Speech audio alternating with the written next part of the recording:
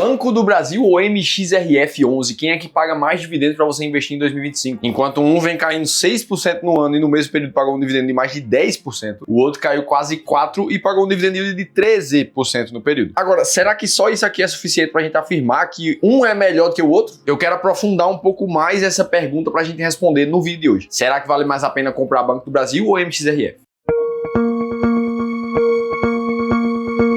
Boa, vamos lá, e a primeira coisa que a gente vai fazer é dar uma breve contextualização da situação desses dois ativos. Começando pelo Banco do Brasil, que de um ano para cá, de fato, as ações chegaram a cair 6%, mesmo se a gente considera dividendos, principalmente puxado por esses últimos meses da bolsa. E aí o detalhe é que se a gente não colocasse dividendos na conta, essa queda seria de quase 12%. E aí, pra gente lembrar um dos motivos dessas quedas, a gente precisa entender que o Banco do Brasil está muito atrelado ao setor de agronegócio aqui no país, uma vez que é esse setor que o banco mais empresta dinheiro. Ou seja, quando o setor agro sente algum impacto econômico no nosso país, acaba que o Banco do Brasil é o primeiro banco a sentir isso também. A primeira consequência que mais causa impacto no balanço do banco é justamente a inadimplência do setor agro, que tende a subir um pouco, já que as contas ficam mais difíceis de fechar, a Selic mais alta deixa o crédito mais caro no Brasil. O que a gente vê é a inadimplência do Banco do Brasil saindo de 2,8 em 2023 para 3,3 em 2024, enquanto a média do mercado está em 3,2, então ela subiu acima da média do mercado, coisa que não acontecia desde setembro de 2020. E aí a consequência póstuma a isso aqui é o Banco do Brasil precisar aumentar aquela famosa PDD,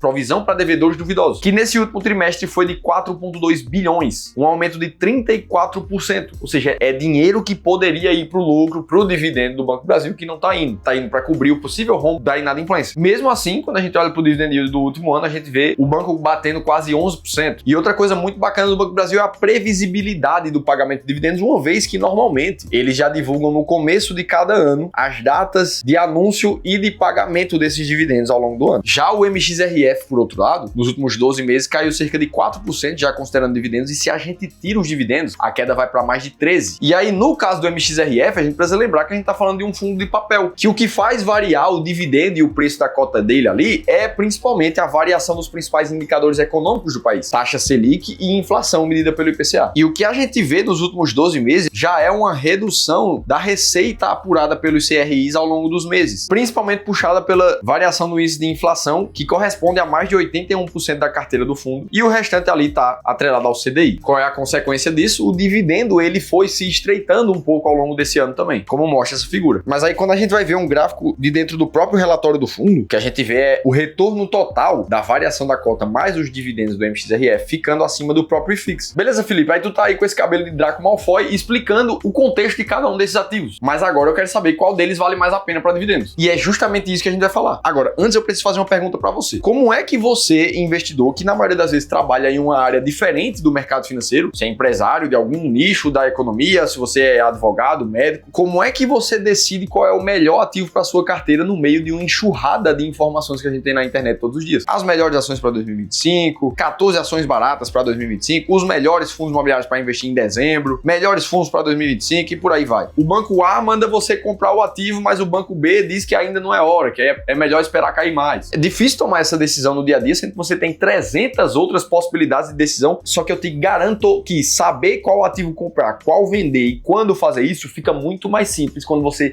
sistematiza a tua decisão. Ah, Felipe, como é que isso funciona? Eu vou te dar um exemplo real de um investidor real que participou da nossa consultoria de investimentos gratuito. O cara comprava um monte de ativos, inclusive Banco do Brasil, MXRF, Petrobras, Vale, que era inclusive a maior posição da carteira dele. Só que na sessão de consultoria gratuita, o consultor explicou para esse investidor que ele poderia potencializar os ganhos dele tendo um desenho de carteira de investimentos ideal, justamente baseado nos princípios da sistematização de investimentos, que é a única forma de você ter um guia correto de saber exatamente sempre qual é a hora certa de vender e de comprar um ativo, mesmo que você tenha milhões de outras decisões para tomar na vida e esteja cuidando da sua profissão, da sua empresa. O mais legal disso tudo é que você também pode participar de uma consultoria gratuita como essa. É só você fazer a leitura desse QR Code que tá aparecendo ou clicar no primeiro link da descrição do vídeo. Tá, beleza. Aí vamos lá para fazer uma comparação entre números de qual tá valendo mais a pena em termos de dividendos. Aí vamos lá, a gente coloca aqui uma comparação rápida. Usando a cotação atual, o dividendo médio nos últimos 12 meses o dividendo pago nos últimos 12 meses em reais e o quanto isso significou aqui em porcentagem. Primeira coisa que a gente já percebe é que ali o Banco do Brasil está em menos de 11%, enquanto o MXRF está em mais de 13%. E aí você pensa, poxa, olha só, muito melhor o MXRF, vamos seguir aqui. Só que a gente acaba preferindo olhar para uma média de um período um pouco mais longo, como de 3 anos, por exemplo. Aí aqui a gente já vê uma coisa um pouquinho diferente. A média do dividend yield do Banco do Brasil nos últimos 3 anos está em 10,3%, enquanto do MXRF está em 11,9%, já ficou um pouco mais próximo. Aí se a gente aumenta esse tempo, a diferença fica ainda maior. O Banco do Brasil nos últimos 5 anos, média de 7%. Do MXRF em 13%. Então, poxa, a diferença já fica grande. Imagina agora uma pessoa que quer receber 10 mil reais de dividendos de cada um desses ativos. Vamos usar o dividend yield médio dos últimos 3 anos para a gente fazer essa conta. Ora, a gente está falando aqui de receber um pagamento de dividendo de 120 mil reais por ano, que daria uma média ali mais ou menos de 10 mil reais por mês. No caso do Banco do Brasil, seriam necessários 48.504 ações dessa empresa e para o MXRF seriam 111.763 cotas. O que significa, na cotação atual de quando eu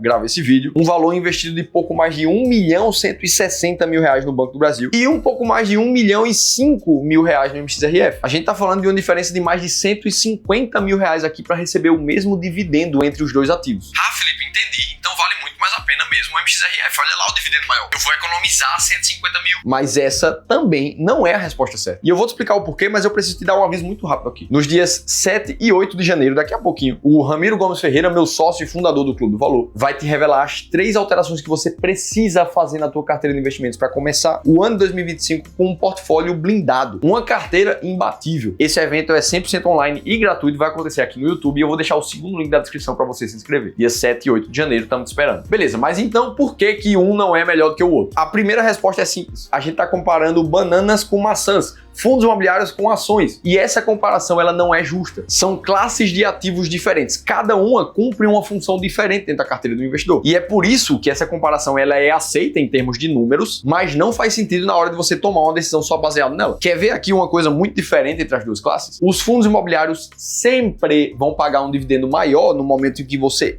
compra aqueles fundos. Basta a gente olhar esse gráfico histórico aqui, que mostra o dividend yield do IFIX comparado com o dividend yield do Ibovespa, que está lá embaixo na linha verde. Então, o comum é esperar um dividendo mais alto mesmo dos fundos imobiliários. Em compensação, o pagamento de dividendos ao longo do ano nos fundos imobiliários não costuma mudar muito. Olha só o histórico do MXRF de 2016 até agora, nos últimos 8 anos. O que você vai perceber aqui é que o dividendo pago não variou muito de 9 centavos por cota nesse período inteiro. Agora, olha o histórico parecido do Banco do Brasil. De 2014 até aqui, ele saiu de cerca de 80 centavos por ação para os atuais mais de 2,50 como ele está agora. É uma multiplicação de lucro, um aumento gradativo de dividendos ao longo do tempo. Então, cada um tem suas vantagens e suas desvantagens. E é por isso que é preciso avaliar cada uma dentro da sua classe de ativos. Inclusive, aqui no Clube do Valor, a gente tem as nossas principais estratégias para fazer isso, como, por exemplo, a máquina de dividendos, para encontrar as ações que mais pagam dividendos na bolsa, e a estratégia fundos imobiliários classe A, que busca comprar os fundos imobiliários mais perenes e mais consolidados da bolsa. E o mais interessante é que tanto o Banco do Brasil está nas 10 maiores pagadores de dividendos da bolsa, com dividend yield ponderado nos últimos 3 anos de quase 10% ao ano, quanto o MXRF11 também está entre os 15 fundos imobiliários mais perenes e consolidados da bolsa, graças ao seu alto patrimônio líquido que ele carrega hoje em dia. Sabendo disso, fica mais fácil tomar decisão em cada uma das classes e não ficar comparando coisas erradas. Agora, se você quiser saber qual é a verdade por trás da queda dos fundos imobiliários que pouca gente está te contando, você precisa assistir esse outro vídeo aqui que eu te contei tudo isso em detalhes e eu vou estar te esperando por lá.